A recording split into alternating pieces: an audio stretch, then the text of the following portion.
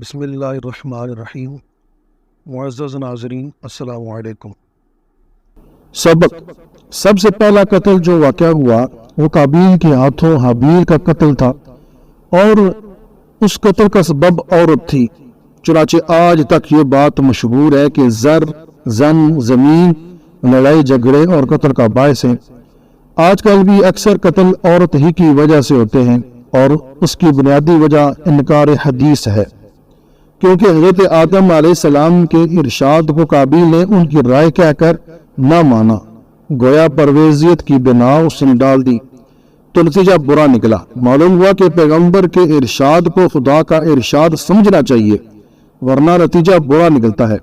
آج کل بھی جو عورتوں کو اغوا اور ان کے باعث قتل و غارت تک نوبت پہنچ جاتی ہے، اس کا باعث انکار حدیث ہے۔ لوگ قرآن کی آڑ لے کر قرآن کی آیات کو اپنی مرضی کے مطابق ڈھال کر عورتوں کو عریانی و بے حجابی کے ساتھ گھر سے نکال کر بازاروں میں پھرانے لگتے ہیں، حالانکہ قرآن پاک جس ذات و برکات پر نازل ہوا اس کی ارشادات کے مطابق عورت کے لیے عریانی اور بے حجابی اور اغیار سے ملنا ملانا، غیروں سے ہاتھ ملانا ہرگز جائز نہیں۔ حضور علیہ السلام نے عورتوں کو نماز پڑھنے کے لیے بھی یہ درس دیا کہ وہ اپنے گھر میں پڑھیں، اور آج کل کی ماڈرن عورتیں دن بھر بازاروں میں اور رات کلب میں گزارتی ہیں، اور یہ سب کرشمے انکار حدیث کے ہیں۔ عورت کا معنی ہی یہ ہے کہ چھپانے والی چیز۔ عورتوں کو مستورات بھی اسی لیے کہتے ہیں، یعنی ستر و پردے میں رہنے والی۔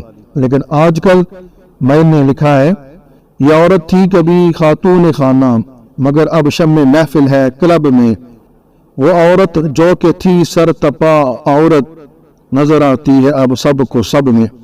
اور اپنی ماڈرن مثنوی میں نے لکھا، کہہ دیا ہے ماڈرن اسلام نے، عورت آ سکتی ہے سب کے سامنے۔ یہ بھی معلوم ہوا کہ حضرت آدم علیہ السلام کے زمانے میں بہن بھائی کا نکاح جائز تھا، کیونکہ اس کے سوا دوسری کوئی صورت ہی نہ تھی، مگر اب ہماری شریعت میں یہ بات حرام ہے۔ وآخر دعوانا الحمد للہ رب العالمین۔